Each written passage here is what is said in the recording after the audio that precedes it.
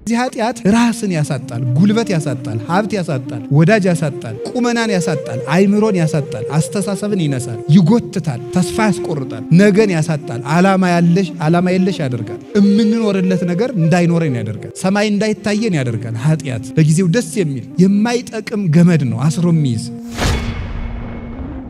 ኃጢአት አሰድዶት መከራውን አይቶ ተጨንቆ ወደ ቤተ ክርስቲያን የመጣ ሰው ቢኖር እኔ እኮ ርኩስ ነኝ፣ እኔ ቆሻሻ ነኝ፣ እግዚአብሔር ከወገኖቹ ይለየኝ ይሆን አይበል ይላል። አሁን ነገ ስንል ኑ ብሎ ድንገት ያነሳናል። መቅረዟን ድንገት እፍ ብሎ ያጠፋታል። ስለዚህ ንስሐ መግባት አለብን ሁላችንም።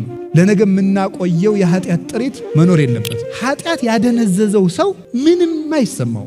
ተመስጦ ሌላ ነው። አያደንቅ፣ አይሰቀቅ፣ አይጠነቀቅ። በቃ ተጎልቶ ዝም ብሎ እድሜውን መፍጀት መደንዘዝ ለቤተ ክርስቲያን አሁን ሰይጣን ከሚጎዳት በላይ እየጎዳን ያለ የልጆቿ መደንዘዝ ነው። የተኛ ሰው ቤቱ ይዘረፋል፣ ቤቱ ይሰረሰራል፣ ሀብቱ ይዘረፋል፣ እሱም ሊገደል ይችላል፣ ቤቱም ሊቃጠል ይችላል። በኃጢአት የተያዘ ሰው ጸጋውን ያጣል። መለወጥ እኮ ነው ያቋል። እንዳትቆርብ እስኪ የትኛው ጳጳስ ነው የከለከለ? እንዳትቆርቡ፣ ንስሐ እንዳትገቡ፣ እንዳትጸልዩ እናንተ ያስተዳደር ጥብቅና ከመቆማችሁ በፊት ስለ ነፍሳችሁ ማታስቡለት እና መጠንቀቅ ማለት መጀመሪያ በለመድነው ነገር የሚከፍታቸውን በሮች ሰይጣንን እነሱን ነው ማየት። ኃጢአቱ ከደረሰ በኋላ ከመታገል መጀመሪያ ሊመጣ ሲል በር መዝጋት ነው። መንቃት ማለት ይሄ ነው። ጸሎት ለምሳሌ ሳምንት በወኔ የጸለያችሁ አትተውት። ጸሎቱ መብዛቱ ሳይሆን መዘውተሩ ነው። ባይገባችሁም አዘውትሩት። ቤተ ክርስቲያን መሄድን ጥሩ ህሊና ባይኖራችሁም አዘውትሩት። ዝም ብላችሁ እግዚአብሔር ባረከን የምንለው ምን ሲሆን ነው? እግዚአብሔር ባረከን፣ እግዚአብሔር አከበረን የሚባለው ሲሳካል ስኬት ነው ወይ? የእግዚአብሔር የመሆን ምልክት አይደለም። መራብስ የእግዚአብሔር ምልክት አይደለም። ማጣትስ የእግዚአብሔር ምልክት አይደለም። አሁን እየተጃጃልን ምክንያቶቻችን ማስወገድ አለብን። ልጅ ነኝ፣ አሞኛል፣ አልተማርኩም፣ ድሃ ነኝ፣ እንደዚህ ነኝ ያላችሁን ነገር ይዛችሁ ወደ ቤተክርስቲያን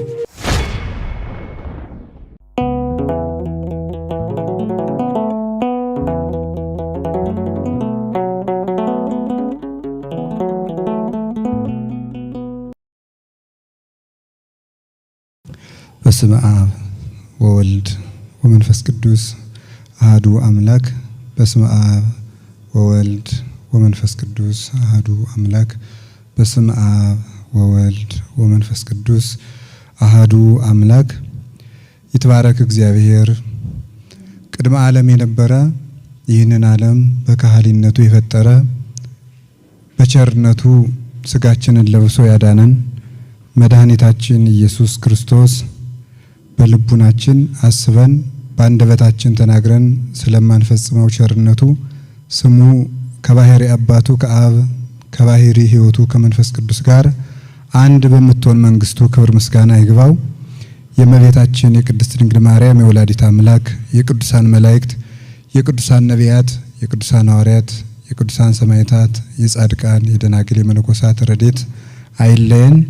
ብፁዕ አባታችን አቡነ ፊልጶስ የደቡብ ኦሞና አሪዞን ሀገረ ስብከት ሊቀ ጳጳስ፣ የቅድስት ሥላሴ መንፈሳዊ ዩኒቨርሲቲ ፕሬዝዳንት፣ የቅዱስ ሲኖዶስ አባል፣ የተወደዳችሁ ሊቃውንተ ቤተ ክርስቲያን፣ መምህራን፣ ካህናት፣ ዲያቆናት፣ የእግዚአብሔር ቤተሰቦች ሁላችሁ አንድ አምላክ በሚሆን በአብ በወልድ በመንፈስ ቅዱስ ስም እንደምን ዋላችሁ?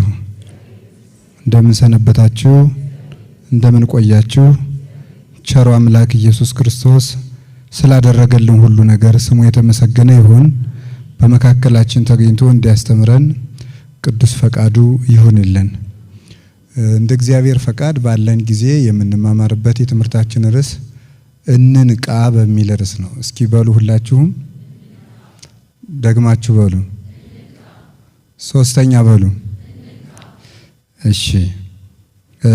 የሐዋርያው የቅዱስ ጳውሎስ መልእክት አንደኛ ተሰሎንቄ ምዕራፍ 5 ቁጥር 6 ላይ ያለ ኃይለ ቃል ነው። አንደኛ ተሰሎንቄ ምዕራፍ 5 ቁጥር 6። ስለዚህ ቃል ነው የምንነጋገረው። የቅዱስ ጳውሎስን ታሪክ ቀደም ብለው ባስተማሩን በመምህር ብርሃኑ አድማስ ስለተማርን ታሪኩን መልሼ መተረክ አያስፈልገኝም ማለት ነው። ቅዱስ ጳውሎስ አንድ ነገር ግን ማለት አለብኝ። እንጀራ ሲበሉ ምግቡን ያዘጋጀውን የማዕዱን ባለቤት የደገሰውን ሰው ሳያመሰግኑ ሳያውቁ እንጀራ መብላት ነውር ነው እና ቅዱስ ጳውሎስ በጣም ከሚያስደንቅ አባትነቱ ሊቅነቱ ከጌታ ጋር ከመድኃኔዓለም ጋር ካለው ህብረት ሁሉ በተጨማሪ አንድ የሚያስደንቀኝ ነገር አለ ሁል ጊዜ። እሱም ምንድነው? የእያንዳንዱን ክርስቲያን ነፍስ ቆጥሮ ያውቃል። አሁን የእናንተን ስም ብትነግሩኝ እንደው ይሄን ሸምድድና መንግስተ ሰማያት ትገባለህ ሌላው ኃጢአት ቀርቶልህ ብባል አልዘውም። ቅዱስ ጳውሎስ 14 መልእክታትን ጽፏል። ለጻፈላቸው እንግዲህ ለሀገር ነው የሚጽፈው። ለምሳሌ የሮሜ መልእክት ስትሉ ለሮም ክርስቲያኖች ነው የጻፈው። የሮምን ክርስቲያኖች ያስታውሳቸዋል ሁሉንም። የቆሮንቶስን ክርስቲያኖች ሁሉንም ያስታውሳቸዋል። የእያንዳንዱ የተሰሎንቄ ክርስቲያኖች፣ የመቄዶንያ ሁሉንም ክርስቲያኖች በዝርዝር ያውቃቸዋል። እና እኔ በዚህ ረገድ ቅዱስ ጳውሎስን የሚያክል ሰው አይቼም ሰምቼም አላውቅም። የሚያስደንቅ መምህር ነው። የሰውን ክብር ያየሁት በቅዱስ ጳውሎስ መልእክት ነው። የሰውን ክብር እንግዲህ ልብ በሉ። ታስታውሱ እንደሆነ አሁን ለምሳሌ ሮሜ 16 ሲጨርስ ፌቨንን ልኪያታለው፣ እገሌ ሰላም ብሏችኋል፣ እገሌን ደግሞ ሰላም በሉልኝ፣ ፌቨንን እንዲህ አድርጋችሁ ተቀበሏት፣ እግዚአብሔር ሄኔሴፎሩን ምሕረት ያድርግለት ረድቶኝ ነበረ እየቆጠረ አንዳንዱን ሰው እየቆጠረ ያመሰግናል። አንዳንዱ ሰው እገሌን ሰላም በሉት። አሁን ቀለል ያለ ነገር ይመስላችኋል? መጽሐፍ ቅዱስ ላይ ቅዱስ ጳውሎስ 2 ሰዎችን ለማስታረቅ የጻፈው ደብዳቤ አንድ መጽሐፍ ቅዱስ ነው መቆጠሩ ነው ያስደንቀኛል። ፊልሞና መልእክት የሚባል እንግዲህ ከ80 መጻሕፍት አንዱ ነው። ከቅዱስ ጳውሎስ 14 መልእክታት አንዱ ነው። አንድ ምዕራፍ ያለው የመጽሐፍ ቅዱስ ክፍል ነው፣ ግን የመጽሐፍ ቅዱስ ተብሎ ይቆጠራል። ይሄ መልእክት ምንድነው? አንድ ሎሌ ከጌታው ጋር ተጣልቶ ሎሌው ኮብልሎ እሱን ለማስታረቅ ለጌታው የተጻፈ ደብዳቤ ነው። እንግዲህ እሱ መጽሐፍ ቅዱስ ነው። ሰራተኛን ካሰሪ ጋር ለማስታረቅ የተጻፈ ደብዳቤ መጽሐፍ ቅዱስ ሆነ። ቅዱስ ጳውሎስ የአንድ ሰራተኛ ነፍስ የሚመለከተው ነገር ነበረ። ይህን ሌሎች ይፍቱት አላለም። እስከ 3ኛው ሰማይ የተነጠቀ የክርስቶስ ፍጹም ማደሪያ ፍጹም ሰማይ። አንድ ሰው ፍጹም ንጹህ መሆን ሲጀምር እሱ ሰማይ የሆነና ክርስቶስ ፀሐይ ሆኖ በሱ ማብራት ይጀምራል። ነውሩ ተለቅሞ ሲያልቅለት የክርስቶስ ብርሃን ተራራ የማይከለክለው ብርሃን ከሱ መውጣት ይጀምራል። እና ቅዱስ ጳውሎስ ትክክለኛው ሰማይ ነበር። እንደዚህ ያለ ሰማይ ሆኖ ሳለ የአንድ ሰው ነፍስ የሰራተኛ ነፍስ ቆጥሮ ደብዳቤ ጽፏል። እና ክርስቲያንነት ማለት የሰው ነፍስ የሚመለከተው ነው። የወንድሙ ነፍስ የሚመለከተው ነው። ጥሎ ማለፍ የዓለም የካፒታሊዝም ስርዓት ነው። ጥሎ ማለፍ ነው። ካሸነፍክ ትኖራለህ፣ ካላሸነፍክ ትጠፋለህ ነው መርሁ። ይሄ ነው አሁን ያለንበት ዘመን ማለት ነው። አሁን ዓለም የሚዘወርበት መርህ ነው። ክርስትና ደግሞ ይዞ መውጣት ነው፣ ብቻን መሮጥ አይደለም። ዘመዶችን ይዘህ እግዚአብሔር ምን ያህል መሐሪ አምላክ እንደሆነ ታስተውላላችሁ። ኖህን ብቻህን ግባ አላለውም። ሴቶቹን ልጆቹንና ባሎቻቸውን ይዘህ ግባ ሚስትህን ብሎታል። የሚያስደንቀኝ ግን እኔ አይጥም ይዘህ ግባ ማለቱ ነው። አይጥም ይዘህ ግባ፣ እባብም ይዘህ ግባ፣ ጓጉንቸርም ይዘህ ግባ። ምን ማለት ይመስላችኋል? እግዚአብሔር አሁን ኖህን ውጣ ማለት ሲገባው አይጥንም ጉርጥን እየሰበሰብክ ግባ ትል እንዲህ አይገርማችሁ? ጓጉንቸር እየሰበሰበ አይጥ ይሄ ተሳቦ ቀንድ አውጣውን ሁሉ እየሰበሰብክ ይዘህ ግባ።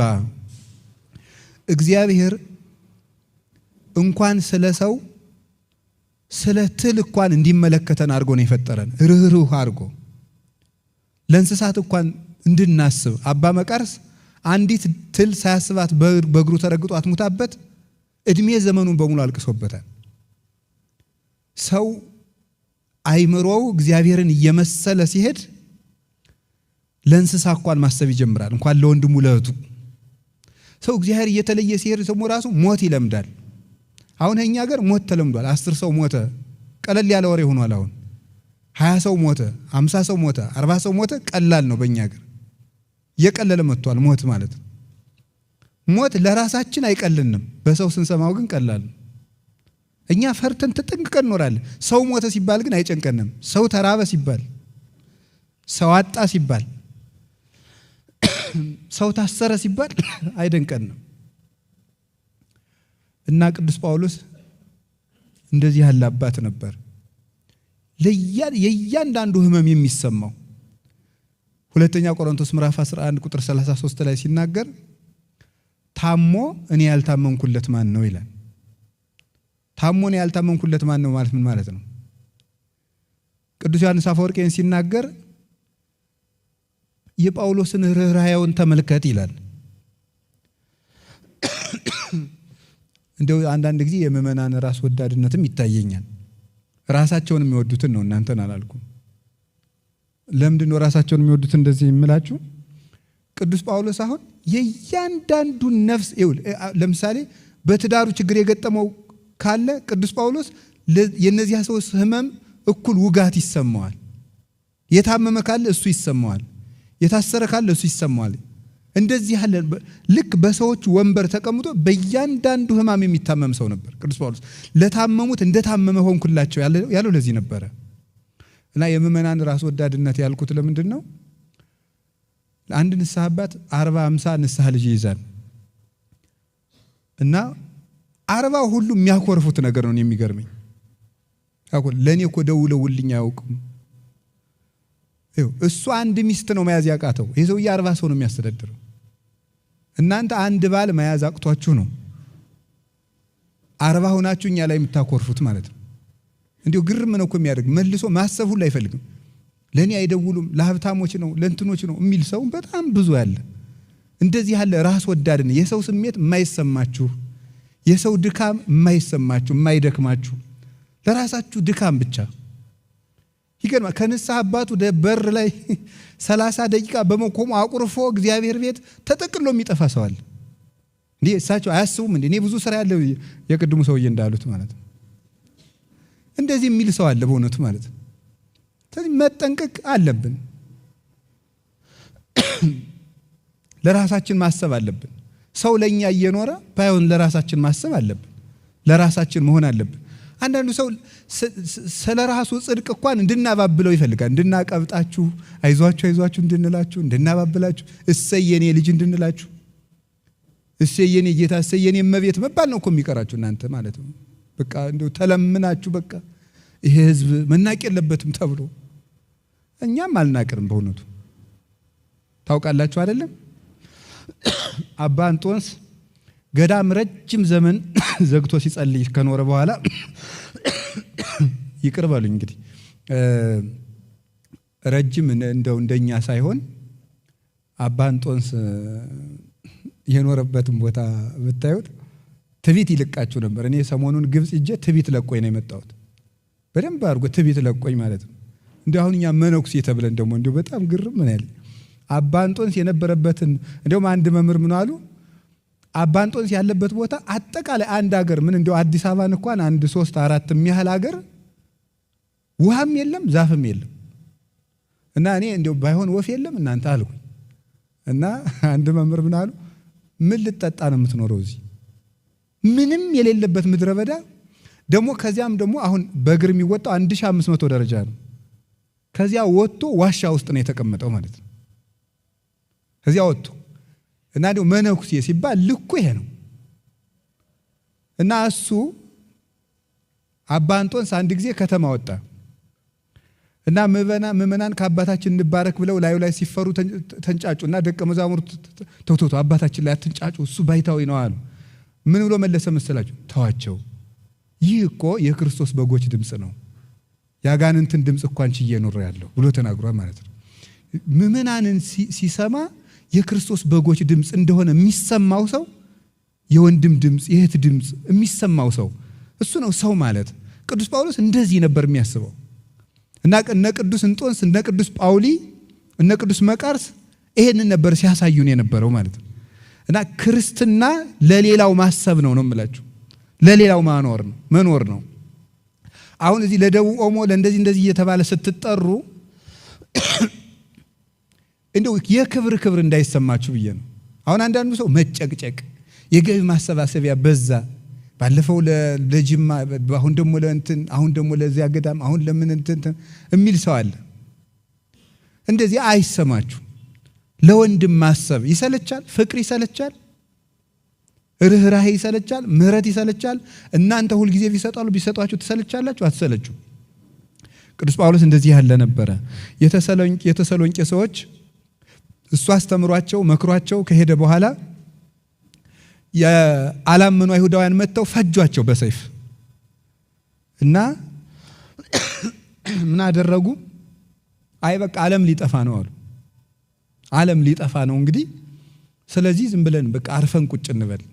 እንግዲህ ጸለይን አልጸለይን፣ ጾምን አልጾም ምን ትርፍ አለው? ይህ ዓለም ሊያልፍ ነው። የማመንስ ጥቅሙ ምንድን ነው አሉ። በማመናችን ምክንያት የምንታሰር፣ በማመናችን ምክንያት የምንሰደድ፣ በማመናችን ምክንያት የምንታረድ ከሆነ የማመን ትርፉ የት ነው? እግዚአብሔርስ የሚረዳን መቼ ነው ማለት ጀመሩ። እንደዚህ ያለ ዘመን የማይፈትነው ሰው የለም። መጸለይ ያለባችሁ እምነት በፍከራ በግርግርታ አይያዝም። እምነት በጸሎት በትህትና ነው የሚጸናው።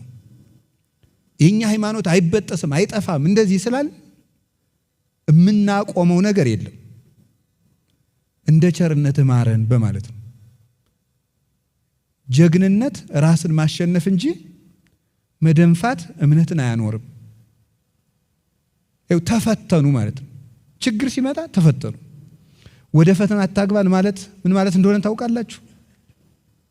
ወደ ፈተና አታግባን አባቶቻችን ሲተረጉ ፈተና የተባለ ችግር ፈርተው ክርስቶስን የሚከዱበት ቀን ነው ይላሉ።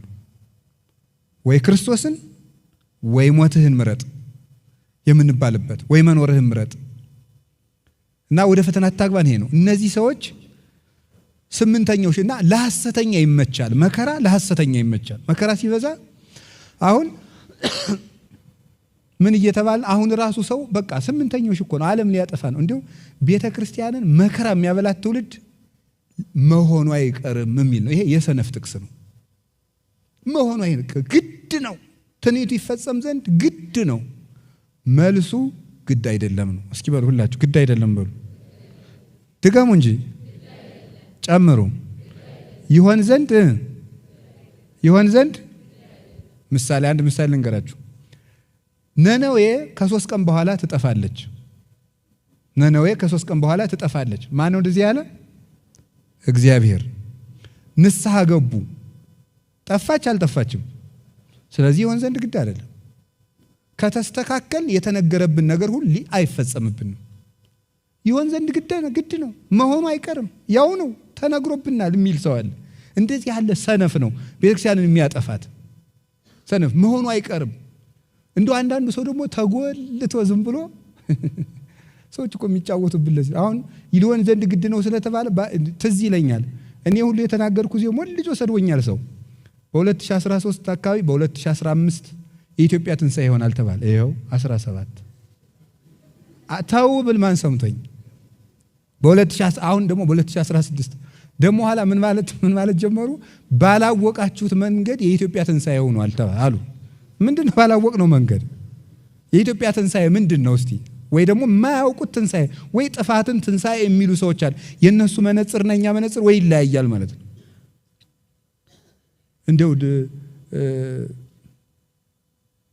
ሌባ የሚመቸው እኛ ተስፋ ስንቆርጥ ነው። ለሌባ ይመቸዋል።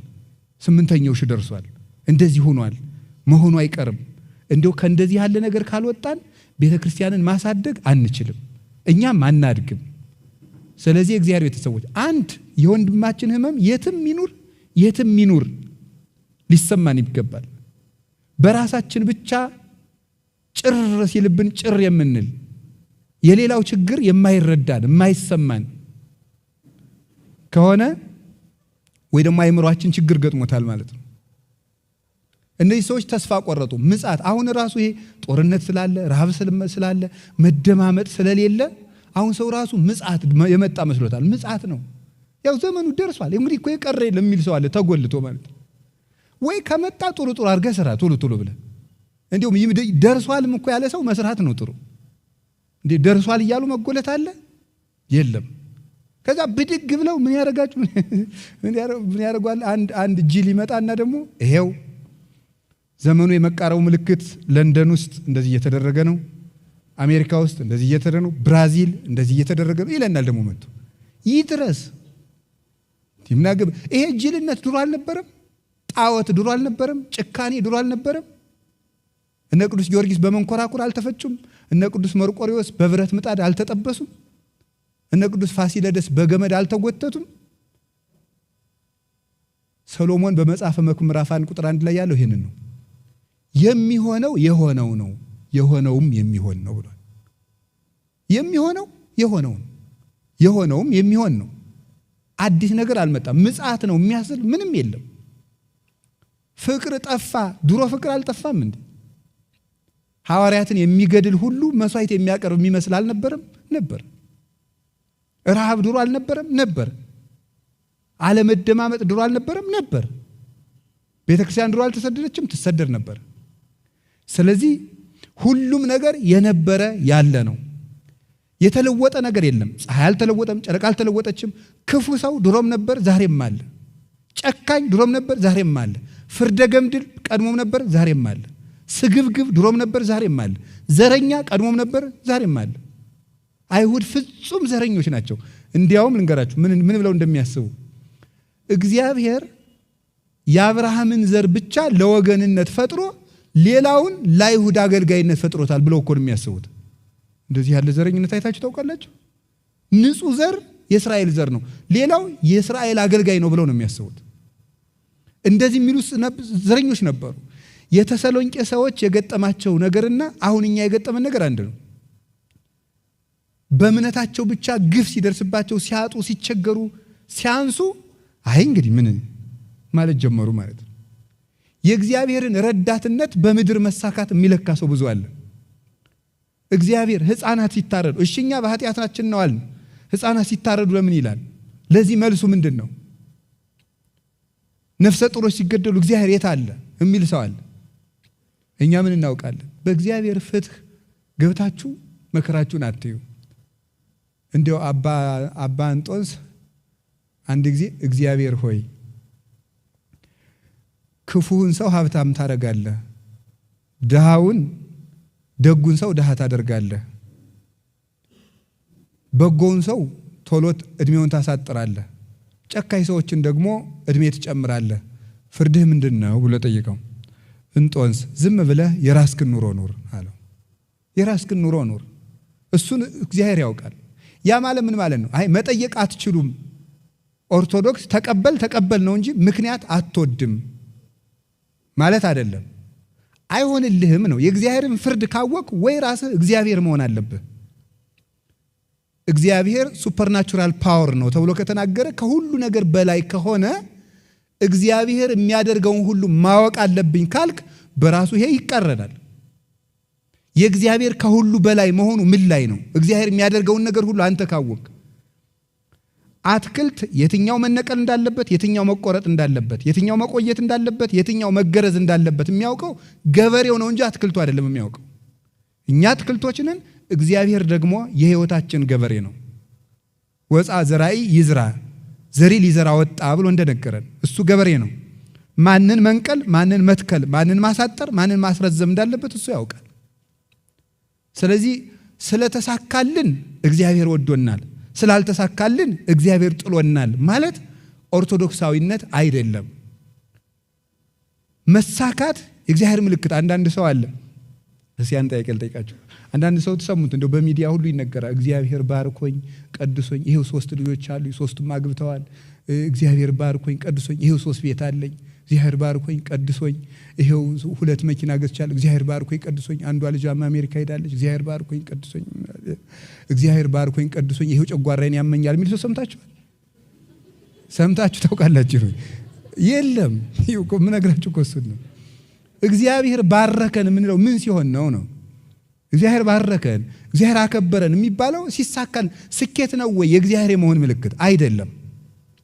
መራብስ የእግዚአብሔር ምልክት አይደለም። ማጣትስ የእግዚአብሔር ምልክት አይደለም ነው። እንዲያውም ልንገራችሁ፣ ልጅ ቁማር እየተጫወተ ሲያስቸግር እናቱ ነግራው አልሰማት ካለ የሚያስፈራራ ልጅ ይላክበታል። የሚያስፈራራ ትልቅ ሰው። እኔም አንድ የሚያስፈራራ ጎረቤት ነበር ሕፃኑኝ ሳስቸግር ዋሳ አስጠርቶ የሚለቀኝ በጣም ትልቅ ሰውዬ ነበር ጎረቤት ማለት። እሱ መጣ ከተባልኩ ጭጭ ነው የምለው እና የሚያስፈራራ ጎረቤት ይላክበታል። እና ለምንድን ነው ሲባል እናቲቱ ተው ከነገሌ ጋር ትጫወት ስትለው ሕፃኑ እምቢ ካለ የሚያስፈራሩ ማስክ ያደረጉ ትልልቅ የሆኑ ሰዎች ሄዱና አስፈራርተው ወደ እናቱ ቤት ያመጡታል። እናቲቱ ልጇን ማስደንገጥ ፈልጋ ሳይሆን ይላል ቅዱስ ዮሐንስ አፈወርቅ ወደ ቤት እንዲመጣ ፈልጋ ነው። እግዚአብሔር የሚያስጨንቁንን ነገሮች እንዲመጡብን የሚልካቸውና ዝም የሚላቸው ወደ ቤቱ መጥሪያ ነው። ነግሮን ስላልሰማን እንዳንርቅ ፈልጎ ነው። የልጅ ፍቅር ስላለው ነው። አባት ስለሆነ ነው። እናት ስለሆነ ነው። እግዚአብሔር ስለሚያዝንልን ወደ ቤቱ ወደን ስላልመጣን እንድንመጣ የሚያደርጉንን ነገሮች ይፈጥራል። ወደን ስላልሰራን እንድንሰራ የሚያስገድደንን ነገር ይፈጥራል። እንደዚያ ከሆነ ደግሞ አሁን ካልሰራን ቤተክርስቲያን አትቀጥልም። ካልሰራን በታሪክ እየኮራን እየተመጻደቅን ግሸን መስቀሉ አለ፣ አክሱም ታቦተ ጽዮን አለች፣ እንደዚህ ምን እንደዚህ እያል ላሊበላ ወደዚህ እያል የሚመጣ ነገር የለም። ታሪክ ተርከን እነዚያ ሰሩበት ጸደቁበት። የምንጸድቀው ስንሰራ ነው። የተሰሎንቄ ሰዎች ተስፋ ቆርጠው ቁጭ ያሉ ናቸው። እንዲያው ቁጭ ዝም ብለው አይ እንግዲህ ምን አምነንስ ሞትን አይደል ምን እናደርጋለን? ዝም ብለው ተጎልተን ይሄንን ለማስተካከል የተጻፈ ነው እና ተስፋው አልደረሰም። ያመጽ ልጅ ሳይገለጥ ክርስቶስ አይመጣም። የዓለም መጥፊያ ገና ነው ብሎ ይነግራችሁ። ሐሳዊ መሲህ ሳይመጣ ሐሳዊ መሲህ ራሱ ሳይመጣ ክርስቶስ አይገለጥም። ይሄን ማወቅ አለባችሁ። ምጽአት አይሆንም። ሐሳዊ መሲህ ደግሞ አሁን በኮሮና ጊዜ ይሄ ማይክሮቺፕስ ነው። እንደዚህ የክትባቱን ማይክሮቺፕስ ሊቀብሩብን ነው አለና ሰው ምን ማለት ጀመረ? 666 ሰይጣን ሊመጣ ነው ተባለ። ሐሳዊ መሲህ መጥቷል። አልመጣም። ለምን? ሐሳዊ መሲህ ሲመጣ አጭበርብሮ በስውር እንደ ፖለቲካ አይደለም የሚሰራው። እኔ ክርስቶስ ነኝ ብሎ ነው የሚመጣው። በቋንቋ እንድትሰማው አድርጎ እኔ ክርስቶስ ነኝ ታምናለህ አታምንም ነው እንጂ እንደዚህ አጭበርብሮ በውስጥ አስከብሮ ሌላ ቀለም ቀብቶ አይደለም።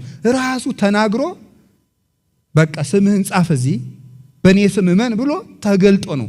ሳይገለጥ ይህ አይሆንም ብሎ አንደኛ ሐሰተኛ ነቢያትን ለማረም፣ ሁለተኛ በመከራ ምክንያት እጃቸውን አጣጥፈው የተቀመጡትን ክርስቲያኖች አንቅቶ ስራ ለማሰራት የተላከ መልእክት ነው።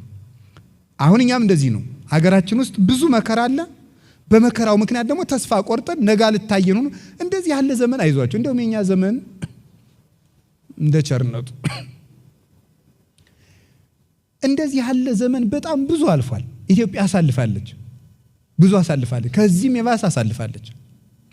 ስለዚህ ነገ ልታየን ብሎ ቁጭ ማለት የለብንም፣ መስራት ነው ያለብን።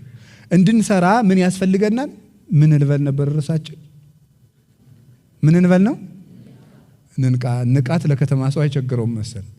እገሌ ነቅቷል አልነቃም ትላላችሁ እናንተ ራሳችሁ። እንግዲህ እናንተ መንቃታችሁን በምነግራችሁ ነገር ሲንመዝናለን። መንቃት ምንድን ነው ነው? በኦርቶዶክሳዊ እሳቤ መንቃት ምንድን ነው? መንቃት ምንድን ነው ከተባል እንቅልፍ ምንድን ነው ነው? እንቅልፍ በኦርቶዶክስ አስተሳሰብ ወይም ደግሞ ኦርቶዶክሳዊ መጽሐፍ ቅዱሳዊ ሐሳብ የሚታየው እንቅልፍ የሚባሉት ሶስት ነገሮች ናቸው። እንቅልፍ የሚባሉት እነዚህ ምንድን ናቸው? አንደኛው ኃጢአት ነው። እንቅልፍ የሚባለው ኃጢአት እንቅልፍ ነው። ስራ ለመስራት መጀመሪያ ማድረግ ያለብን መንቃት ነው። ኃጢአት እንቅልፍ ነው። የተኛ ሰው ቤቱ ይዘረፋል፣ ቤቱ ይሰረሰራል፣ ሀብቱ ይዘረፋል፣ እሱም ሊገደል ይችላል፣ ቤቱም ሊቃጠል ይችላል። በኃጢአት የተያዘ ሰው ጸጋውን ያጣል። ኃጢአት ማለት ምን ማለት ይመስላችኋል? ኃጢአት ማለት የግዕዝ ቃል ነው። ኃጢአት ኃጣ አጣ፣ ኃጢአት ኃጢኦት ማለት ኃጢአት ኃጢአት ማለት ማጣት ማለት ነው። ማጣት ማለት ነው ኃጢአት ማለት። ሰው ኃጢአት ሲሰራ ማን ነው የሚያጣው? እግዚአብሔርን ያጣዋል። እግዚአብሔርን ያጣል። እግዚአብሔርን ያህል አባት ገነትን ያጣል፣ ቤተክርስቲያኑን ያጣል፣ ራሱን ያጣል፣ ወዳጅም ያጣል። ገንዘብ ራሱ ኃጢአት ከበዛ አይበረክትም፣ አይቀመጥም። ገንዘብን የሚያጠፋው ኃጢአት ነው። ስለዚህ ኃጢአት ራስን ያሳጣል፣ ጉልበት ያሳጣል፣ ሀብት ያሳጣል፣ ወዳጅ ያሳጣል፣ ቁመናን ያሳጣል፣ አይምሮን ያሳጣል፣ አስተሳሰብን ይነሳል፣ ይጎትታል፣ ተስፋ ያስቆርጣል፣ ነገን ያሳጣል፣ ዓላማ የለሽ ያደርጋል።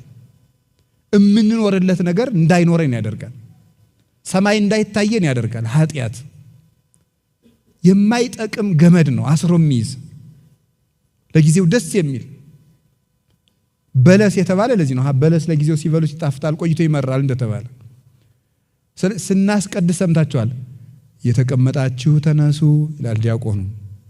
የተቀመጣችሁ ተነሱ ማለት በኃጢአት አልጋ የተኛችሁ ሰዎች በንስሐ ተነሱ ማለት ነው። ስለዚህ እንንቃ ኢንኑም እንከ ከመእልኩ እነዚያ እንደተኙት እኛም አንተኛ ይላል ቅዱስ ጳውሎስ። እነዚያ እንደተኙ እኛም አንተኛ። ከኃጢአት መንቃት የሚቻለው በምንድን ነው? አንድ በንስሐ ነው።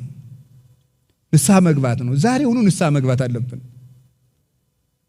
እንደው ኦርቶዶክሳዊነት ክርስቲያንነት ማለት ለሆነች ጉዳይ ተሰብስበው መልሶ ወደ ኃጢአት በሉ። እንግዲህ ቤተክርስቲያን እሁድ ጉባኤ ነበረ፣ ተሰብስበናል። ሰኞ ደግሞ ወደ ኃጢአታችን እንመለሳለን። ደህና ሰንብች። ሌላ ጊዜ ደግሞ ስራ ሲኖር ጥሪኝ የሚባል አይደለም። ገብቶ መቅረት ነው እና ሊበቃን ይገባል። ከሞት ጋር ደግሞ ስምምነት የለንም። እግዚአብሔር መቼ እንደሚጠራን አናውቅ። አሁን ነገ ስንል ኑ ብሎ ድንገት ያነሳናል። መቅረዟን ድንገት እፍ ብሎ ያጠፋታል። ስለዚህ ንስሐ መግባት አለብን ሁላችንም ነው። ለነገ የምናቆየው የኃጢአት ጥሪት መኖር የለበትም። እግዚአብሔር ደግሞ ይውላችሁ ብዙ ቸርነት አድርጎልናል። 3 ትልልቅ ቸርነቶችን ግን አድርጎልናል። የመጀመሪያው በመልኩ መፍጠሩ ነው። ማንም ሰው ጥሩ መልክ ቢኖረው መልኩን ሊሰጥን ስለማይችል እግዚአብሔር ግን ብሩህ ንጹህ ቅዱስ መልክ ያለው አምላክ ሲሆን ያንን አርአያና መልክ እኛ እንድንይዝ ፈቅዶልናል። ስለዚህ መጀመሪያ ቀዳሚት ሰው ሀበነ አርአያሁ ክብርተ እንዳለ ቅዱስ ጎርጎርዮስ ሃይማኖተ አበው ምዕራፍ 60 ላይ መጀመሪያ ክብርት አርአያውን ሰጥቶ ፈጠረን። ይሄ ትልቅ ቸርነት ትልቅ ልግስና ነው። እንደምታውቁት ነው። እግዚአብሔር አውሬ አድርጎ ቢፈጥረን ይችል ነበር። ሰው አድርጎ በመልኩ ፈጥሮናል። ሁለተኛ እግዚአብሔር ያደረገልን ቸርነት ሰው ሆኖ መምጣቱ ነው። ሰው ሆኖ ጌታ ሆኖ የባሪያን መልክ መያዝ የሚፈልግ ማንም የለም። ወነሳ አራያ ገብር እሱ ግን የባሪያን መልክ ይዞ መጣ ይላል ፊልጵስዩስ ምዕራፍ 2 ቁጥር 8 ላይ የባሪያን መልክ ይዞ መጣ። የድሃ ልብስ የሚለብስ ሀብታም አናውቅ። ሀብታም ሲሆን የድሃ ድሪቶ መልበስ የሚፈልግ ባይለጸጋ አናውቅም። ክርስቶስ ወለብሰ ስጋነ በአርአያ ዚያነ ቅዱስ ያሬድ እንደነገረን የእኛን ስጋ ለበሰ በእኛ አምሳል ተመላለሰ ብሎ እንደነገረን ሰብአ ኮነ በአርአያ ዚያነ ሰው ሆነ፣ እንደኛ ሰው ሆነ፣ የእኛን ስጋ ለበሰ። እንዲህ ብሎ እንደተናገረ የእኛን መልክ ይዞ መምጣቱ ፍጹም ፍቅር ነው። እንደዚህ የሚያደርግ ማንም የለም። ከዚያ ወገኖቹ አደረገን፣ ሰው ሆኖ ወገኖቹ አደረገን። ታውቃላችሁ ሉቃስ ወንጌል ምዕራፍ 2 ላይ እንደተነገረው ወወፃ ትእዛዝ ማባ አውግስጦስ ቄሳር ከመ ይጻፍ ኩሉ ሕዝብ፣ ሰው ሁሉ ይቆጠር ዘንድ ከቄሳር ዘንድ ትእዛዝ ወጣ ይላል። ጌታችን በመቆጠር ሰዓት የተወለደበት ምክንያት እኛን ወገኖቹ አድርጎ ሊቆጥረን ስለመጣ ነው። ወተወለቆም ስለ ይጎያን ከመ ይደምረነ ውስተ ማኅበረ ጻድቃን ይላል ቅዱስ ያሬድ። ከበደለኞች ጋር ተቆጠረ እኛን ከጻድቃን ማኅበር ይቆጥረን ዘንድ።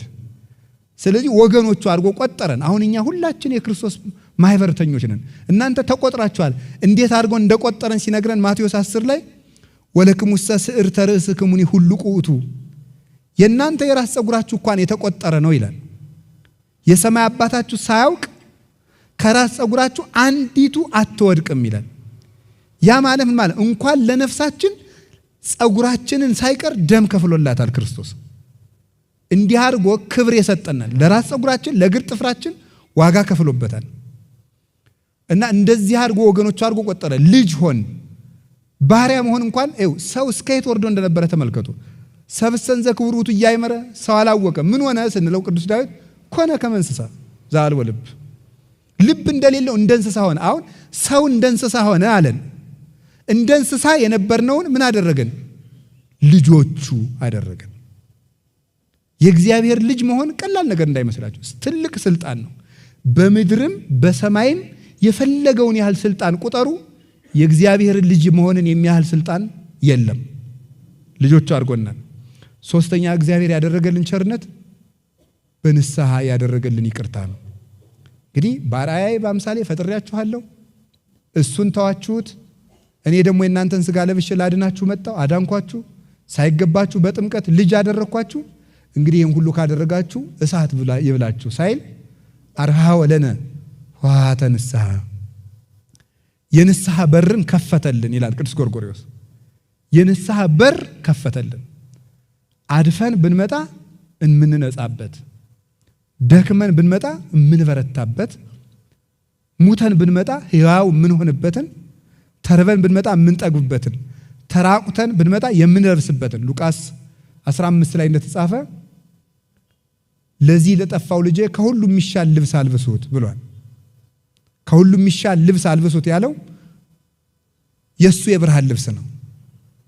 ይሄንን ክርስቶስ አድርጎልናል። አሁን ይሄንን ንስሐ ሰጥቶ በንስሐ እንግዲህ ሰው የሚረባ የሚጠቅም እንዲሆን በድሎ ሳለ ያልበደሉትን መሆን እንዲችል ይሄንን ጸጋ ሰጥቶናል። ይሄንን መቼ ይዘጋዋል? ሲመጣ ይዘጋዋል። ሰዎቹ መብራት ሊገዙ ይዘው ተመልሰው ሲመጡ፣ ዘይት ሊገዙ ሄደው ሲመለሱ በሩ ተዘግቷል። ተከፍቶ አሁን ጌታ ሲጠመቅ ቅዱስ ማቴዎስ ምዕራፍ 3 ላይ እንደጻፈው የሰማይ ደጅ ተከፈተ ያለው ያቺ የቸርነት በር ናት። እሷን እንግዲህ እንንገባባት ከፍቷታል። የሚዘጋበት ጊዜ አለ እና አሁን ወገኖቼ አሁን እዚህ ስለመጣችሁ ለቤተ ክርስቲያን ውለታ እንደዋላችሁ አትቁጠሩት። ይልቁንስ ወደ ንስሐ እዚህ አዳራሽ እንደገባችሁ ወደ ንስሐ በር ግቡ። አንዱ ንቃት ማለት ይሄ ነው። በዚህ የነቃ ሰው ነው ስራ የሚሰራ። ኃጢአት ያደነዘዘው ሰው ምንም አይሰማው፣ ተመስጦው ሌላ ነው። አያደንቅ፣ አይሰቀቅ፣ አይጠነቀቅ። በቃ ተጎልቶ ዝም ብሎ እድሜውን መፍጀት ነው። መደንዘዝ ለቤተ ክርስቲያን አሁን ሰይጣን ከሚጎዳት በላይ እየጎዳን ያለ የልጆቿ መደንዘዝ ነው። የሚያነቃን ደግሞ ንስሐ ነው። ሆይ ሆይታ አይደለም። እንንቃ እና ምን እናድርግ እንደራጅ በማህበር እንደዚህ የሚባል ሆይ ሆይታ አይደለም ለውጥ የሚያመጣው። ከውስጥ የመነጨ ንስሐ ነው። ሰውን የሚያነቃው ንስሐ እንጂ ግርግርታ አይደለም፣ ፉከራ አይደለም። ከልቤ ነው የምነግራችሁ። እንናዳለን ነው የምላችሁ። ይሄ ዝም ብሎ የጥምቀት ጸበሉ የኛ ያንተ ብሎ የሚቀጥል ይመስላል። እንደዚያ ስለ ታቦቱ የኛ አንተ የማን ሆነ ነው እንዲሁ የኛ የምትል? እንዲሁ ነውር አይደለም? ደግሞ እንደዚህ ስላችሁ ተሰቀቁ ማለቱን በሉ፣ ችግር የለም እያልኳችሁ ያል መጀመሪያ እናንተ የክርስቶስ ሁኑ፣ የእግዚአብሔር እንሁን። እውነቴን የእግዚአብሔር እንሁን። የሰይጣን ሆነናል፣ የማናውቀው ሆነናል። የማናውቀው አሁን እኮ ተመልከቱ አይደለም? ድሮ ታንክ ተጭኖ አውሮፕላን ቦምብጣዊ አውሮፕላኖች ተጭነው ነበር ኢትዮጵያን የሚወሯት አውሮፓውያን። አሁን አያስፈልጋቸውም። በቴሌቪዥን አንተን ይከፍቷል፣ ይዘጓል፣ ያረጉ ማለት ነው። በፌስቡክ ዝውር አድርገው ህይወታችሁን ይገዛሉ። በደንብ አድርገው ይቆጣጠሯችኋል ማለት ነው። ወታደር ሳይመደብብህ ጥይት ሳይተኮስብህ እጅ ሰጥተሃል። የለም በቃ ኢትዮጵያዊነት ጨርሶ የለም። ደግሞ እንደዚያ ስንል ኧረ እኔ ራሴን የማውቅ ሰው ነኝ ይላል። ደግሞ ሲጠየቅ ሰው እኔ ራሴን አውቃለሁ ይላል። እንግዲህ ይሁንላችሁ፣ መቼስ ሰው ለክብሩ ነው የሚኖረው እና ብንስተካከል ጥሩ ነው። በታምር እግዚአብሔር እንዲሁ ዝም ብሎ ኮሽ ባለ ቁጥር እንዲህ ያለ አባት አሉ እንደዚህ ያለ ገዳም ክርስትና እጃችን ውስጥ ያለ ነገር ነው። ተጎልተን የሆነ ሰው ለውጥ እንዲያመጣልን እንፈልጋለን። ራሳችን ተጎልተን ኃጢአታችን እየሰራን በለመድነው ኃጢአት እየተንከባለን የሆኑ ሰዎች ብቻ ተደራጅተው ለውጥ እንዲያመጡልን እንፈልጋለን። ምንም ይመጣ የለም። የሚመጣው ራሳችን ስንሰራ ነው። እና ንቁ፣ እውነቴን ነው። ተስፋ አለን። እንደው ከዛሬ እስከ ሰሞኑን ንስሐ ያልገባችሁ ካላችሁ ጥሩ እድል ነው። ብፁዕ አባታችን እንኳን ይህን ጉባኤ ያዘጋጁት ለሳንቲም ብቻ ሳይሆን ለነፍሳችሁ እንድታስቡ። የምትቀድሙት እናንተ ናችሁ። እግዚአብሔር በንስሐ ያንቃን። የሚቀበል አባት አለን። አይዟችሁ፣ የሚቀበል አባት አለን። እኔ በጣም አንድ ቅዳሴ ስሙ በደንብ ጥሩ ነገር ቀርቦልናል። ቅዳሴ ስናስቀድስ መጀመሪያ የምትመጣ አለች። ምን እለዋለሁ? እሑድ ሲባል ቅዳሴ እንገምነ ነው። ኩሉ ዘገብራ ለጽድቅ ጻድቅ ውእቱ ወዘያከብር ሰንበተ ሃሌ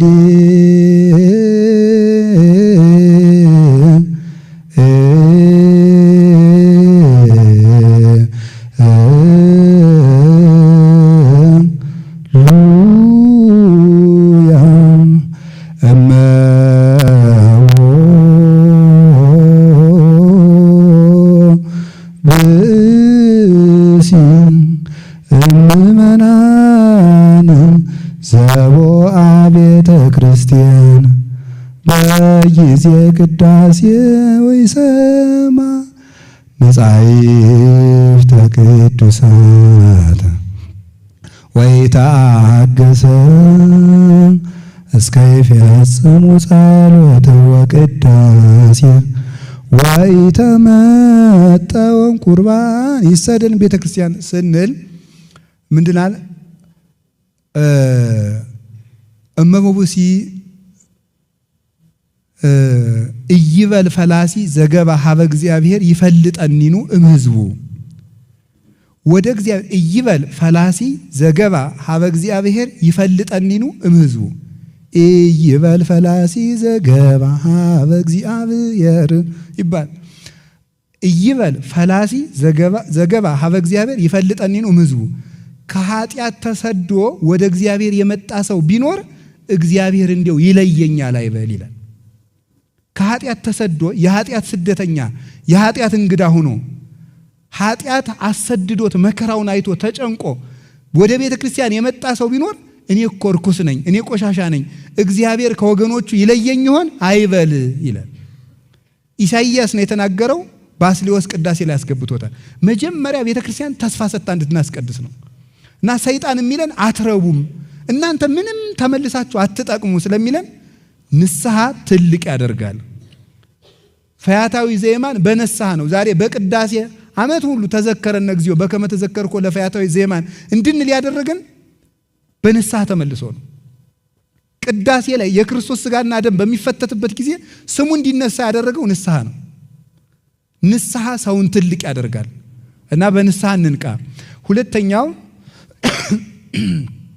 እንቅልፍ የሚባለው ምንድነው ስትሉን ስንፍና ነው። ስንፍና በጣም ከፍተኛ እንቅልፍ ነው። የሰነፍ ሰዎችን ምልክት ልንገራችሁ። የሰነፍ ሰው ምልክቱ ሰነፍ ሰው ምክንያቱ ብዙ ነው። አሁን ስሩ ሲባል ለምሳሌ ምክንያት ልንገራችሁ። ምክንያት ስሩ አዛ ምክንያት ልንገራችሁ። የጦርነት ወቅት ነው። እንቀጥል። ስሩ ኑሮ ተወዷል። ይሄ ምንድነው? ምክንያት ሰነፍ በላኩት ጊዜ ያመካኛል ይላል ሰሎሞን። እስቲ ጊዜው አለፍ ይበል፣ ትንሽ እንረጋጋ፣ ምን አስቸኮላችሁ? እዚህ ጦርነቱን በረድ ይበል ይላል ሰው። በረድ ይበል እግዚአብሔር ያብርደው እና ተኝተን ሊበርድ ነው። እየሰራን ይብረድ እንጂ ተኝተን የምናበርደው መከራ የለም። ሰርተን ነው መከራን የምናረቀው። ስለዚህ አሁን ምንድነው? ሰነፍ ምክንያቱ ብዙ ነው። ሰነፍ ጥቅሱ ብዙ ነው። ያመካኛል። ልጅ ስለሆንኩ ነው ይላል። እኔ ገና ወጣት ነኝ። እኔ አንዳንዱ ሰው ላለመሸማቀቅ እያልኩ ነው እንጂ ለምክር ሲመጣ ያው ሰው ነኝ አባ ያውቃሉ ሲለኝ ዝም በል ልለው ፋንዲው ግን እንዳይሰቀቅ ዝም እላለሁ ማለት ያው ሰው ነኝ መቼም ይላል ሰው እንዴ ሰው ወይ ጉድ ሰው ማለት ውዳቂ ነው ያላችሁ ማን ነው? ሰው ነኝ አትበሉ። ያው ሰው ነኝ መቼም አትበሉ። በቃ ሰውነት ጥሩነት ነው። እና ልጅ ነኝ ያው ወጣት ነኝ ይላል። ወጣት ጅል ነው ያላችሁ ማን ነው? እንዴ ድንግል ማርያም እኮ ወጣት ናት። ስንት ዓመቷ ነው የነበር ጌታን ስትወልድ? 15 ዓመቱ። ቂርቆስ ስንት ዓመቱ ነው? ቅዱስ ጊዮርጊስ ስንት ዓመቱ ነው? አጠቃላይ ሩጫውን ሲጨርስ 27። አጠቃላይ መክብበ ሰማዕታት ሲሆን 27 ዓመቱ ነው። ልጅ ነኝ ይው ማመካኘት ነው። ደግሞ መልሳችሁ የከተማ ሰው ነኝ ያው ከተማ ነው ታውቁታላችሁ፣ ብዙ ነው በቃ ያው ቴክኖሎጂውም አለ እና አትመርጡም። እና የከተማ ሰው ነኝ ብቻዬን ነው የምኖረው፣ በቃ ማንም ከጎኔ የለም፣ እግዚአብሔር አለ። ለሌሎቹ አባቶቻችን ማን ነበራቸው? ማንም። ብቻዬን ነው የምኖረው፣ ያመኛል። አዎ እንዲያው ምንም ምክንያት ሰነፍ ሰው ምክንያት አታውቅም። ጎረቤቶቼ ክፉ ናቸው። አንድ ሊቀ ጳጳስ ልጄ እንደው ተማር ቢሉት አባ ምበላው የለኝም አላቸው። ስትደነቆር ምን እየበላህ ደነቆርክ አሉ። እንዴ እየደነቆርክ የምትበላውን ነገር በቃ እሱን እየበላህ ተማር። ሳትማርስ እየበላህ አይደል እንዴ? ሳትማር ከበላህ ተማር እሱን የምትበላውን እየበላህ። ስለዚህ ምንድነው አሁን እየተጃጃለ ምክንያቶቻችን ማስወገድ አለብን። ልጅ ነኝ፣ አሞኛል፣ አልተማርኩም፣ ድሃ ነኝ፣ እንደዚህ ነኝ ያላችሁን ነገር ይዛችሁ ወደ ቤተክርስቲያን። እንደ አንዳንዱ ሰው ደግሞ ምቾቱን መልቀቅ አይፈልግም። የሰነፍ ሰው አንዱ ማመካኙ ምቾቱ ከምቾቱ መላቀቅ አይፈልግም። በቃ ተመችቶት እግዚአብሔር ይቅር ባይ ነው እያለ ለዚያ ደግሞ ጥቅስ እንደው የት እንደሚያገኝ አይታወቅም። በቃ ለዚያም ጥቅስ አለው። አትስፈን ሲሉት እግዚአብሔር ማሪ ነው፣ እናንተ ናችሁ የምታጋነኑ የምታካብዱ ይላል። እንደዚህ አለ። ምቾቱንም ሳይለቅ እግዚአብሔርም ሳይቀርበት እያዋጣ 50-50 እያዋጣ እንደውም ተው ስትሉት ተው እንጂ ባላንስ አድርጉ የሚል ማለት ነው። እንደዚህ የሚል ሰው አለ። ኧረ ተው፣ ጽድቅ ባላንስ አይሆንም ጌታዬ። ጽድቅ ባላንስ ጽድቅ እውነት ነው። አዋጥቶ መዳን የለም፣ እውነትን መከተል ነው። ስለዚህ አሁን የምነግራችሁ እያዋጣን እንደዚህ እያደረግን ከምንሆን ሰነፍ ቅዱስ ዮሐንስ ዘደማስቆ የመከራ ሁሉ ምንጮች ብሎ ይናገርና አንዱ ስንፍና ነው የሚለው። ሰነፍ ስለሆነ ነው ቤተክርስቲያኒቱን እጇን እንድትሰጥ ያደረጋት፣ እንድትፈታ ያደረግናት፣ እንድንታወቅ የሆነው በስንፍናችን ምክንያት ነው። ብዙ ነገር አይናችን እያየ እያመለጠን ነው ሰነፍ ስለሆነ። አላችሁ የሰነፍ ሰው ጥቅሱ ደግሞ ሁልጊዜ እነገሌ ናቸው ነው እንጂ። አሁን ለምሳሌ ምንድነው የሚለው ሰነፉ ምንድነው? ከዚህ ሁሉ ጥሩ አባት ቢኖረን እንዲሁ አተን ነው እንጂ ጥሩ ጳጳስ ቢኖረን። አሁን ብዙ አባታችን ስላሉ አይደለም፣ እኔ ቢኖሩም ባይኖሩም ለአባትነታቸው ክብር አለኝ፣ መናገር ያለብኝ እናገራለሁ እያልኳቸው ያለው ግን ብዙ አባት ቢኖረን፣ ጥሩ ቅዱስ አባት ቢኖረን፣ እንደዚህ ያለ አባት ቢኖረን። እሺ አሁን ሌባ እንድትሆን ያደረጉ ብዙ አባታችን ናቸው። ተኝተህ እንድታድር ያደረጉ አሁን ፓትርያርኩ ናቸው። የምሬን እኮ ነው የምነግራቸው። ጸሎት እንድናቋርጥ ያደረጉን አባቶች ናቸው። እስኪ ተመልከቱ። እኛ ዝም ብለን ብንለወጥ አስተዳደር መች ጎዳናል? እኛ መለወጥ እኮ ነው ያቋል። እንዳትቆርብ እስኪ የትኛው ጳጳስ ነው የከለከለ? እንዳትቆርቡ፣ ንስሐ እንዳትገቡ፣ እንዳትጸልዩ። እናንተ የአስተዳደር ጥብቅና ከመቆማችሁ በፊት ስለ ነፍሳችሁ የማታስቡለት እና ሰነፍ ሁልጊዜ ይሄ የሚጠቅሰው ሰው አለው። እንደዚህ ነው እንጂ ሲኖዶሱ ነው እንጂ ቤተ ክህነቱ ነው እንጂ እንደዚህ ያለ ይሄ ሰነፍ ነው። ቤተ ክርስቲያናችን ውስጥ ችግር የለም አላልኳችሁም? በጣም በርካታ ችግር አለ መታረም ያለበት አስተዳደር ውስጥ እያልኩ ያለው ግን እኔ አሁን የምናገር ራሳችን ላይ ነው። አሁን የሚገርመኝ ስለ አንድ ሌባ መነኩሴ ታሪክ ብጠቅስ ብሰብካችሁ አሁን ታሪክ ሁላችሁም አባ ገሌን እኮ ነው ነገሯቸው ይላል አንዳንድ ሰው ማለት በድሮ ጊዜ አንድ ሌባ ጳጳስ ነበር ብዬ በእንደው ወይ የአውሳቢዎስ ዘኒቆምዲያን ወይም የአንዱን ብጠቅስ ወይም የሌላውን ብጠቅስ ደግሞ ብድግት አልኳቸው። አዎ ብፁዕ አቡነ ገሌን ነው ልክልካቸውን አሏቸው ይላል። የሆነ ነገር ስንናገር አዎ እንትኑን ነው የእንትኑን ኃላፊ ነው ይላል። ለራሳችሁ የምትወስዱት መቼ ነው? እንዲሁ ግርም እኮ ነው የሚያደርገው። ለራሳቸው አትወስዱ። ስብከት ሲሰበክ እነገሌን ነው እና እንዲያው ሊቀ መዘምራን ኪነ ጥበብ በጣም ድንቅ መዝሙር ዘምረውልናልና በሌላው የምትፈርድ ማነህ አንተ እያሉ ሰለስቱ ጣቶችህ አንተን ያሳያሉ። በሌላው የምትፈርድ አንተ ማነህ እያሉ ሶስቱ ጣቶችህ ማንን ያሳያሉ? ይኸው ስንት ጣት ነው ወደ እኔ የተመለሰው? ይኸው 3። በሌላው አንድ ጣት ስታመለክት ወደ አንተ 3 ጣት ይዞራል። መጀመሪያ ወደ ራስህ ይህ ነው። በጣም የሚያስደንቅ መዝሙር ነው በእውነቱ ማለት ነው። ስለዚህ አሁን የምነግራችሁ የእግዚአብሔር ቤተሰቦች ሰነፍ አትኑ፣ ተኝታችሁ አትደሩ። ለጥ ብላችሁ በቃ ምቾታችሁን እንዲው ጣሉት። አምሽታችሁ አትተኙ። ምቾት ካልጠላችሁ ለቤተ ክርስቲያንም ለራሳችሁም አትሆኑ። ምቾት ካልቀነሳችሁ ለምሳሌ ማታ ላይ ፍጥጥ ብሎ በቃ ቲክቶክ እና ፌስቡክ ላይ እንዲህ ብሎ ማምሸት ምቾት ፍለጋ ነው። ክርስቶስ ነው እንጂ ፍቾት የሚሰጠን እሱ ደግሞ ጧት ሌላ ምቾት ያስፈልገዋል። የማይጠገብ ደስታ ነው የዓለሙ ደስታ። እያሳዘናችሁ የጎዳችሁ ያደነዝዛችሁ መጨረሻ ላይ ማደንዘዝ ነው። እና ማታ እንቅልፋ በጊዜ ተኙ፣ ሌሊት በጊዜ ተነሱ፣ ቅዱሳት መጻሕፍትን አንብቡ፣ ተማሩ። እንደዚያ ሲሆን ቤተክርስቲያንን ከፍ ባለልና ማቆም እንችላለን። የምትሰጡት እንዳታጡ ስሩ። ሁላችሁ ከቃሉ ጋር ናችሁ። እግዚአብሔር ከሁላችን ጋር ይሁን። የመጨረሻው የሚያነቅ መንቃት የሚገባን እንግዲህ አሁን ሰነፍ አትሆኑም ሁላችሁም። አሁን ለምሳሌ ስታነቡ መጽሐፍ ማንበብ ስታነቡ ተኝቶ የሚያነብሰዋል እንደዚህ ይብሎ መተኛት አቅዳችሁ ነው ማለት ነው። እንደሱ በቃ እንደው ልፍስፍስ ያለ የሆነ ሰው አለ። በቃ እንደው ገና በ20 ምናምን ዓመታችሁ እግሬን ያዙኝ ወገቤን ደግፉልኝ የሚል ሰው በዚህ የሶፋው መደገፊያ እዚህ ላይ ወገብ ላይ ተደርጎ ምናምን እንደዚህ ያለ ያቀማመጥ ስርዓታችሁን የመኝታ ስርዓታችሁን ካላስተካከላችሁ ተኝታችሁ እያነበባችሁ በየት ነው ለውጥ የሚመጣው? ስለዚህ አንዱ ስንፍናችን ማስወገድ ነው። ሶስተኛው እና የመጨረሻዬ ነው ካለማወቅ ነው መንቃት ያለብን። ከቃሉ ጋር ናችሁን? ከምንድን ነው ያልኳችሁ? ምን አላችሁኝ? ካለማወቅ መንቃት አለብን።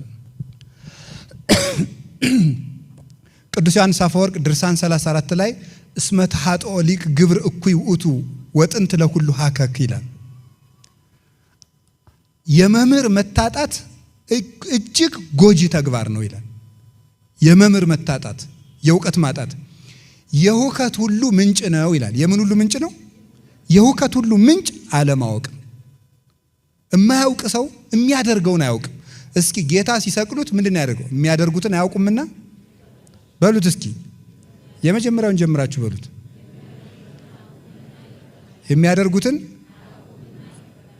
የሚያደርጉትን አያውቁምና አይደለም የሚያደርጉትን በሉ እንጂ።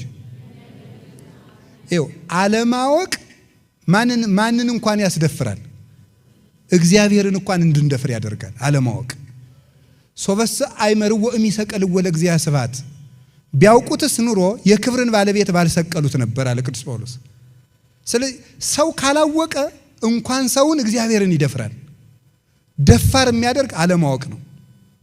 ስለ እግዚአብሔር ቤተሰቦች አሁን ልክ የደቡብ ኦሞ ሀገረ ስብከት ሰብስቦናል። መስራት ከፈልጋችሁ ለቤተ ክርስቲያን እንድትሆኑ ከፈልጋችሁ አንድ ይሄን ምክንያት አድርጋችሁ ከዛሬ ጀምራችሁ የደቡብ ሀገረ ስብከት የደቡብ ኦሞ ሀገረ ስብከት ጠርቶኛል፣ በንስሐ መንቃት አለብኝ፣ ቤተ ክርስቲያንን መጥቀም አለብኝ፣ ሰነፍ መሆን የለብኝም፣ ሰርቼ ለዚህ ሀገረ ስብከት እሰጣለሁ በሉ እስኪ። ሶስተኛ ደግሞ ምን ሆነ አለባችሁ በሉ እንጂ ጠፋኝ። ሶስተኛው መንቃት። ሶስተኛው እንቅልፍ ድንቁርና ነው። መንቃት ያለብን ደግሞ በእውቀት ነው። ምን ማወቅ አለባችሁ? ሃይማኖት ማወቅ አለባችሁ። እግዚአብሔር ማን ነው ማወቅ አለባችሁ። ክርስቶስ ማን ነው ማወቅ አለባችሁ። እስኪ ይህን ጥያቄ እንግዲህ ሰጥቻችኋለሁ። እስከ ዛሬ 3 ወር እስኪ አውቃችሁ እንድትማሩ ቢያንስ እግዚአብሔር ማን ነው? እስኪ እግዚአብሔር ማን ነው በሉ። በቃ ጠየሰጣችሁ እንግዲህ እንድታውቁ። ሁለተኛ ክርስቶስ ማን ነው? እንዴ ክርስቶስና እግዚአብሔር ላይ ያሉ ከሶስቱ አካል እግዚአብሔር የሶስቱ ስም ነው። አንሰ ሶበቤ እግዚአብሔር ትምህርቱን ተናገርኩት። አንሰ ሶበቤ እግዚአብሔር በእብል በእንተ አብ ወልድ መንፈስ ቅዱስ እኔ እግዚአብሔር ባልኩ ጊዜ ስለ አብ ስለ ወልድ ስለ መንፈስ ቅዱስ ነው መማር አለባቸው። ክርስቶስ ማን ነው? አሁን በክርስትና ስም ብቻ ወደ 39,000 ዲኖሚኔሽንስ አሉ። ክርስቶስ በሚል ስም ብቻ ነው በዓለም ላይ። ታዲያ የማን ክርስቶስ ነው ትክክል? የኛ ክርስቶስ ነው ትክክል። ለምን? እንዴት ሆነ? ተማሩ። ቁርባን ምንድነው? ስርዓት ምንድነው? ጋብቻ ምንድነው? ማወቅ አለባችሁ።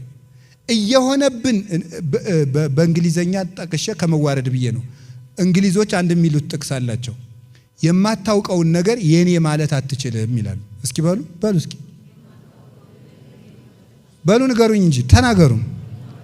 የማታውቀውን ነገር ድገሙት። የማታውቀውን ነገር የኔ ማለት አትችልም።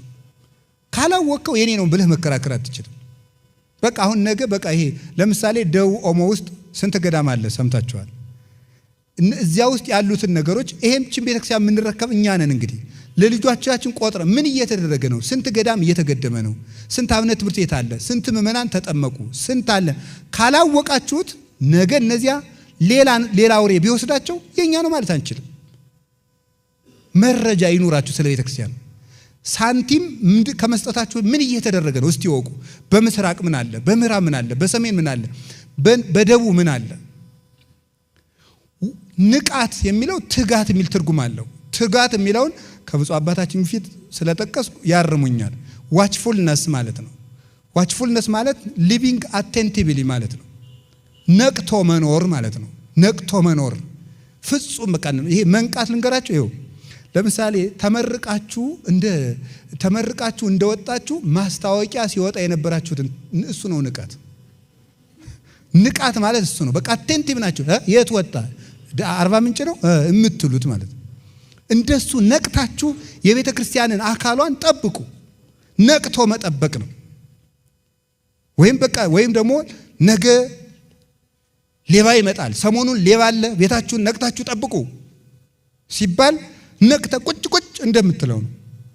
ወይም ደግሞ ሙሽሪት ወይም ሴት የምትወደው ጮኛዋ ከሩቅ ሀገር ሲመጣ ነቅታ የሌላ መኪና በጮኸ ቁጥር መጣ ይሆን እንደምትለው ከመፋጻ ቀጢ ነው ከመመሰንቆ ሀዝ ያስተፈሳኒ በሰሚዖቱ ያሉ ማዘስ መሐሌ ዘሰሎሞን ላይ ነው። እንደ ቀጭን ፉጨት ልቤን ደስ ያሰኘዋል የምትለው ሙሽራይቱ የኛ ነፍስ ናት። ነቅቶ መጠበቅ ማለት እሱ ነው። መንቃት ማለት ይሄ ነው። ድሮ ለከተማ ሰው ምሳሌው አይመችም። እኛ ድሮ ገጠር ስናድግ ነገ የጥምቀት ልብስ ይመጣልሃል ስንባል እንዴት ብሎ ዶሮ ይጩህ፣ እንዴት ብሎ ይንጋልን፣ ነገ ሊሰጠን ነው። በቃ ኮሽ ባለ ቁጥር እንደዚያ እንዳልን ነው የምናድረው። ልክ እንደ መልካም ስጦታ ወይም ደግሞ ሌባ እንደሚመጣበት ሰው ሶበሰ አይመረ ባለቤት ጊዜ ይመጽ ሰራቂ እምተጋ ወሐለወ። ባለቤት ሌባ የሚመጣበትን ጊዜ ቢያውቅ ኑሮ ተግቶ በጠበቀ ነበር ይላል። መትጋት ማለት መንቃት ማለት ነው። ልንገራችሁ፣ እየሰማችሁ ነው። እንዴው አንድ ሁለት ነገር ልጨምራችሁና ልጨርስ እዚሁ ጋር። ስለ መንቃት አንድ ነገር ልንገራችሁ። ብዙ ጊዜ ለመለወጥ እናቅዳለን፣ ለምን አይሳካልን ነው። አሁን በለመድነው ኃጢአት ሁሉ መላሰን እንወድቅበታለን። ለምንድን ነው ካላችሁ ንቃት ስለሌለን ነው። ንቃት ማለት ሰይጣን ቀድሞ በጣለን ነገር ሊጥለን ሲል ምክንያቶቹን ነቅተን መከታተል ማለት ነው። እሱን ማለት ነው። ምን ማለት እንደሆነ እንገራችሁ። ከቃሉ ጋር ናችሁ? ለምሳሌ አንዲት ሴት በዝሙት ደጋግማ የወደቀች ብትሆን እንዴት መንቃት እንዳለባት ልንገራችሁ። አንድ የሥራ ባልደረባዋ እንዲህ ይላታል፣ ዛሬ በጋራ የምናዘጋጀው ሪፖርት አለ ይላታል። ስንት ሰዓት እንገናኝ? ከምሽቱ 1 ሰዓት ነው የሚመችኝ፣ ቀን ብዙ ስራ አለኝ አላት። ኖ እዚህ ላይ ነው መንቃት የሚያስፈልገው። 1 ሰዓት ካለ ሪፖርቱ 4 ሰዓት ቢፈጅ እስከ ስንት ሰዓት ሊቆይ ነው ከቤት? 4 ሰዓት ላይ እራት ቀምሰ ሄድ ቢባል እስኪ በሉ ስንት ይፈጃል? 5 ሻይ ላፍላለ ቢባል 6 እዚህ በኋላ ምን ይሆናል አልናገርም። መንቃት ማለት ምን ማለት ነው? መጀመሪያ ነገሮቹ ነገር ሊጀምሩ ሲሉ መከታተል ነው። መጀመሪያ ምክንያቶቹን ነው።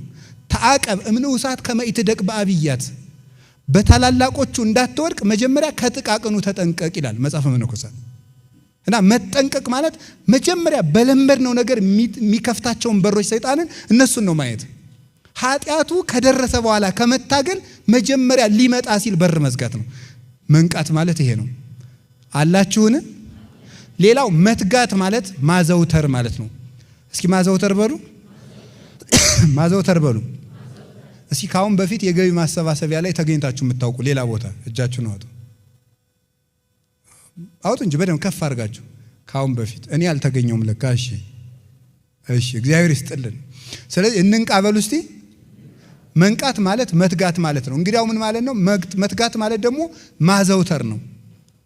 እስኪ አንድ ጥያቄ ልጠይቃችሁ። ወታደር ስፖርት ይሰራል። 5 ዓመት ስፖርት ሰርቶ 15 ዓመት ቢተኛ ወታደር መሆን ይችላል አይችልም? ስፖርት 4 ቀን ሰርታችሁ ብትሰሩት ብትተውት ምን ይሆናል? ስትራፖ ነው የሚሆነው። ስለዚህ ምን ማለት ነው? ማዘውተር። እስኪ ማዘውተር በሉ። ጂም በአማርኛ ምንድን ነው? የአካል እንቅስቃሴ ማለት ነው አይደል? ፍቹ ኮንቴክስቹዋል ነው ወይስ ቃል በቃል ነው? በቃ ተውትሽ። እሺ የጂም ቦታ ምንድን ነው? የስፖርት ማዘውተሪያ። እስኪ የስፖርት ማዘውተሪያ በሉ። ማዘውተሪያ ነው። ለምንድን ነው ማዘውተሪያ የተባለው? በራሱ ተርሙ ማዘውተር የተባለው ለምንድን ነው? አንድ ነገር ሲደጋገም ነው ጠባይ መሆን የሚችለው። ስለዚህ ሁል ጊዜ ለዚህ ነው ቅዱስ ጳውሎስ መልካም ስራዎችን ለመስራት አንታክት የሚለው። አምና ሰጠን፣ ዘንድሮ ሰጠን፣ እንዴት ሰጠን አትበሉ። እስኪ አምላ በሉ። አምና በላሁ በሉ። የዛሬ 10 ዓመት በላሁ በሉ። የዛሬ 20 ዓመት በላሁ በሉ። የዛሬ 30 ዓመት በላሁ። አይ እንግዲህ ሲብቃይ በሉ እስኪ። አይ ተበላላችሁ አሁን ሄዳችሁ። ስለዚህ እንደዚህ ነው ማዘውተር። አይውል ካላዘውተርከው እንዴ የዛሬ ሳምንት ምን የመሰለ ሙክት በልቼ አሁን ኧረ አትልም። ዛሬም ትበላለህ፣ ሽሮም ሆነ ቆሎም ሆነ። ስለዚህ ሁል ጊዜ በጎ ስራን አድርጉ። በጎ ስራ ስለተጀመረ ብቻ ሳይሆን ስለተዘወተረ ብቻ ሳይሆን ስለተፈጸመ ነው የሚያድነው። እና የእግዚአብሔር ቤተሰቦች መልካም ነገርን አክሊል እንዲያሰጣችሁ ከፈለጋችሁ አዘውትሩት። ጸሎት ለምሳሌ ሳምንት በወኔ የጸለያችሁ አትተውት። ጸሎቱ መብዛቱ ሳይሆን መዘውተሩ ነው። ባይገባችሁም አዘውትሩት። ቤተ ክርስቲያን መሄድን ጥሩ ሕሊና ባይኖራችሁም አዘውትሩት። ዝም ብላችሁ ስታዘወትሩት መጀመሪያ እርሻ ሲታረስ እናንተ አላረሳችሁም እንጂ እጅ እያመመ እየደማ እየተላጠ ነው የሚታረሰው። ከዚያ በኋላ ግን እሾህ የሚጨብጥ እጅ ማግኘት ይቻላል። ስለዚህ ስናዘወትር በሰይጣን ላይ ኃይል እናገኛለን። ነቅተን ቤተ ክርስቲያናችንን እንድንጠብቅ እግዚአብሔር ይርዳን። የሰላም አምላክ ኢየሱስ ክርስቶስ የሰነፈውን ልባችን በወንጌል ሰላም ያንቃልን። ይቆየን። ወስብሐት ለእግዚአብሔር።